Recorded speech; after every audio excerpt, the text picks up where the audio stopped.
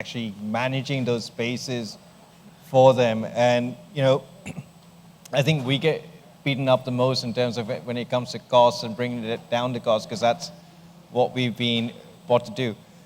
So how are you kind of advising clients, and how is technology and design kind of coming in to kind of change the way you manage your operations within these organizations? And Mr. Rao touched upon co-working, and maybe you could touch a little bit on, elaborate a little bit more on that. Yeah. So there's been a big trend in terms of just reducing, just packing in more people into offices. So we've seen square footages come down from 100 to 60. And there have been a lot of clients who've just said, okay, it's worked for somebody else, let's do it. So there have been a lot of copycat designs, unfortunately, that have actually come into the industry and says, okay, XYZ client is packed in X number of people, let's do that for our new office. And India's been growing, so the market's been growing. A lot of clients have expanded the space, so every new fit out that comes into the market, they're packing in more people. So unfortunately, the focus has always been for clients to kind of look at, I would call it static density. So when you look at that, more people packed into the same amount of space. But we're actually in danger of now reaching a stage where anything more would mean there is dissatisfaction with the employees. So it's very important that clients get concepts of moving to, for example, dynamic density. What I mean by that is you've got to change the nature of how you're packing in people. So rather than having fixed workspaces, which are essentially just maybe 4 feet by 2 feet, you can still maintain those sizes of workstation, but bring in more collaborative spaces.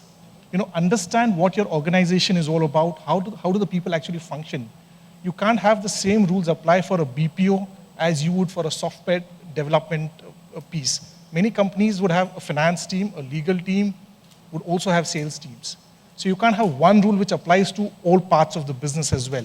So it's important that actually clients spend more time in understanding their own businesses and create solutions which are tailor-made to their businesses, rather than just say somebody's done it and let me just copy those designs.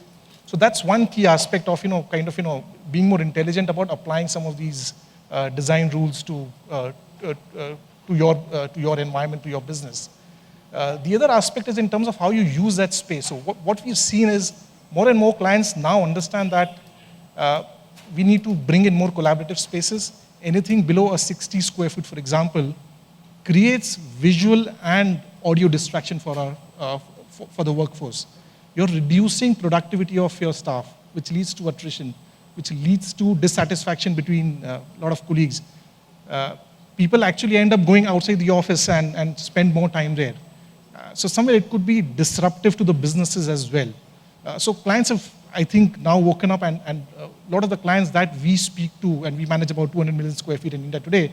So more and more clients, we're going back to them and actually advising them on, how can you actually change the nature of workspaces. Millennials working would love to have, campuses there, which is where, for example, Sanjay and team, they're looking at, how do I not limit the design aspects of, the collaborative workspaces just limited to offices, but how do I bring that into the campus? So campuses now are actually being integrated into, hotspots. They're creating collaborative spaces. So you don't need to just sit in your office. You can actually come down into the coffee shop within the campus and see how you can still be productive. So a lot of emphasis from clients is now gradually shifting to, what we call is, dynamic density. And that's, I think, the way ahead, where we are creating more collaborative spaces. You're enabling this with technology. And again, over the last, I think, 10 years, that's been the biggest enabler for clients to move in this direction. 60 square feet wouldn't have been possible without technology. From desktops, everyone's now on laptops, which is one big way of unplugging people. So everyone's now on Wi-Fi. So they don't necessarily need one static desk. How do you then move into booking spaces? So can you actually enable your employee to go in and book his workstation on every single day? Many of our technology clients especially have done that, where no employee has a fixed workstation. So everyone needs to book his workspace for the day, for the week. So he can choose between, what's a collaborative workspace for his team. So maybe 3 or 4 people working together in a different designed space, or move to maybe a quiet room, or maybe an areas in the office which are designated as quiet spaces, which are again very, very small, very, very dense in nature, but yet are away from various distractions which exist, for example, in a cafe environment. So that's typically how the trends are moving, and technology would really be at the forefront to enable this kind of cultural change in terms of how workspaces are being used. Thanks, Ashish. I mean, so just kind of, picking up from some of the thoughts you shared, I mean, in terms of what's clear is the traditional office is evolving. I mean, it's no longer there, and there's no specific office which works for everyone, and it has to be kind of linked to the kind of work they're doing. So the nature of work which is changing, and at the start of the conference we heard that technology, robotics, artificial intelligence is kind of taking over a lot of your traditional jobs as well. So in terms of the kind of work which humans are going to be doing is going to evolve, because if machines are doing the work we do today, tomorrow, then we got to be doing something else so that the machine, we still keep ourselves engaged and employed and moving forward. And I'm sure there is, I mean, whether it's development or kind of managing those machines, etc. But I mean, just kind of from the current trend and some of the things you spoke about in terms of having happy employees, about attracting talent, about creating parks or campuses which are beyond just kind of a place you come to work. And a lot of companies trying to create the Google type offices to the best they can, yet kind of still maintaining very high densities. So I mean, so some of the studies we've seen which shows that a lot of companies have started offering kind of work from home policies where employees have the choice of working from home maybe 1 or 2 days a week, so they don't necessarily come in, because they found, I mean, especially in a country like India where commute times can be anywhere from 45 minutes to 120 minutes each way. So I mean, so they found that work from home policies also help drive some of that productivity, not on a regular basis, but 1 or 2 times a week. But yet there's still, we still find that employees have a reluctance to come into their offices, and in terms of, Israel touched upon this around co-working space, which could be spaces near their home, which provide a proper environment for them to work, because they actually want to get out of their homes, but they don't want to go into their office. And so how are you, whether from a design, development, or management point of view, how do you see that going, and how can corporates kind of incorporate that into their occupancy strategies to bring down costs, because effectively you could lease less space and utilize that more effectively, and create spaces then which are a lot more attractive to employees. So maybe I'll just start with you, Santa, and then maybe we can go down and get some views on this. So as I said, it changes from person to person, company to company. So this method can work for some companies, but if you take a creative firm like ours, or an advertising firm, or a media firm that we did work for a few years ago, won't work for them, because when you need to ideate, you cannot be working from your home. Okay, but yes, there are certain businesses which do propagate work from home, and then yes, come to office like 3-4 days a week. Works fine. How it would move in the future, if technology plays a good part, I generally see a lot of MBAs who are working from home. They connect through con calls, through their offices in Delhi, Bangalore, and they are on con call, and then they are working at home, and then next day they report to office. I think if technology plays a good part, then maybe a good telepresence network at home, or maybe video conferencing facility, if it becomes cheaper and more affordable, then why not? Then it becomes more accessible. Then you don't need to travel. In fact, even I tell my clients, do I really need to travel from my office till Churchgate? Can we just do a meeting through video conferencing? Every time a meeting ends up in 15 minutes and you spend 4 hours traveling just for a 15-minute meeting. So if there are interventions like that, then yes, workplace would change.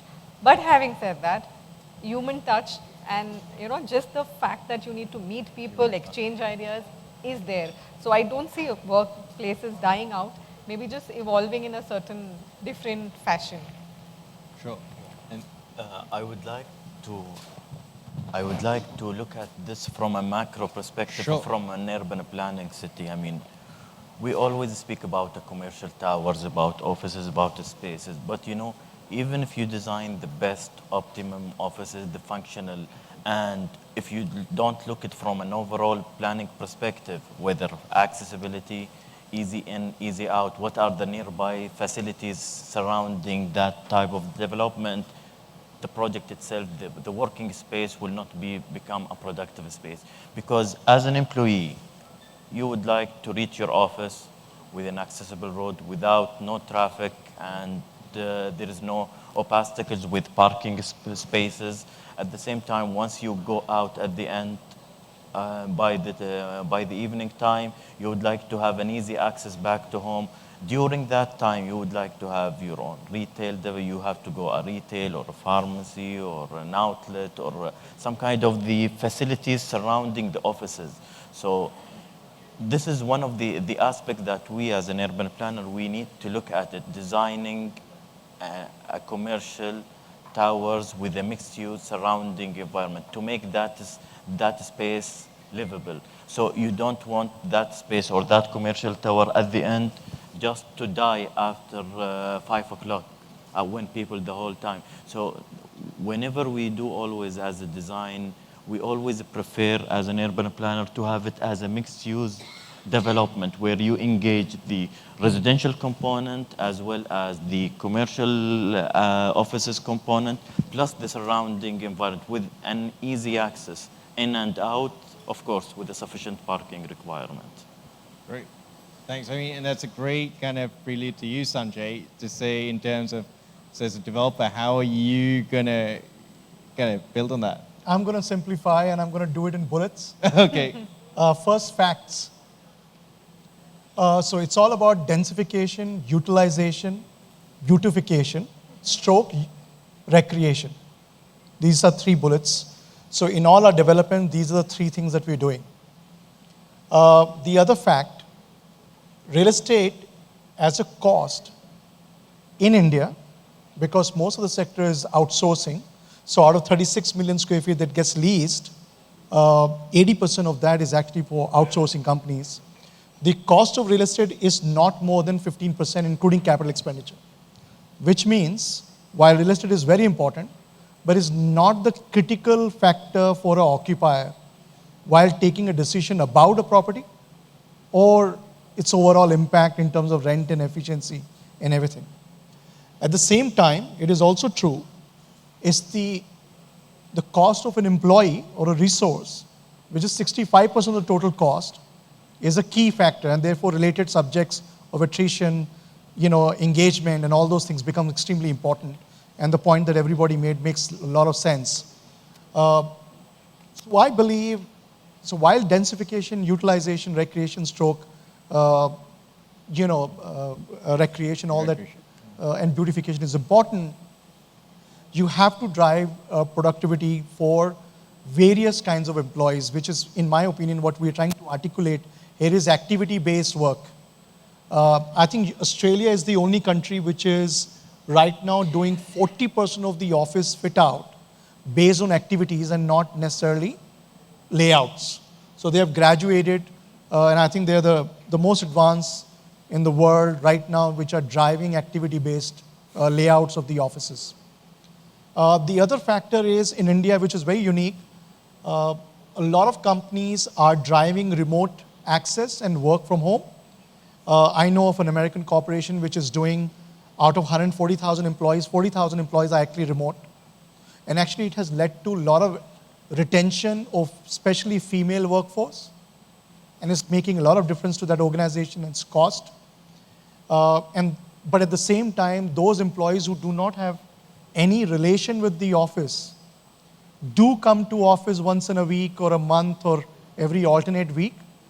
And therefore, organization wants to create some connect with those employees as well, because they actually get lost because they don't have a seat. There is no engagement, there is no belonging to the organization. And then there are the other visitors who may not be employees, but they're important to you. And the experience from right from the point of making a security pass all the way to inside of the premises and going out, they want to make sure that this process is kind of handled in a manner which reduces time and friction and increases productivity. So we're blending it all and seeing how we can make this work, and we're using technology as well as a part. Right. Yeah. Great. Mr. Rao, your thoughts in terms of how can we help corporates, and what can corporates do more to kind of help us, help them, perhaps? Yeah, in terms of the working from home. See, working from home is a... What he's saying is no more workstations. it depends on the work actually, because certain people definitely require, like a security guard, he has to go to the site, he can't work from home. It depends on the nature of the work.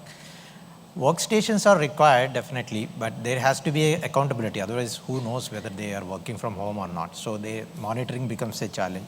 Actually, it depends on the work, and it depends on the nature of work, it depends on the industry, and also it depends on the level of employees, means that senior people can work from home, whereas the agents, for example, the back office people and who have to attend the calls continuously on, so they can't work from home.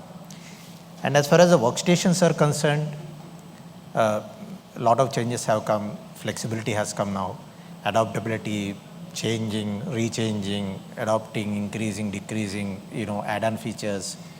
Huge exploration is happening.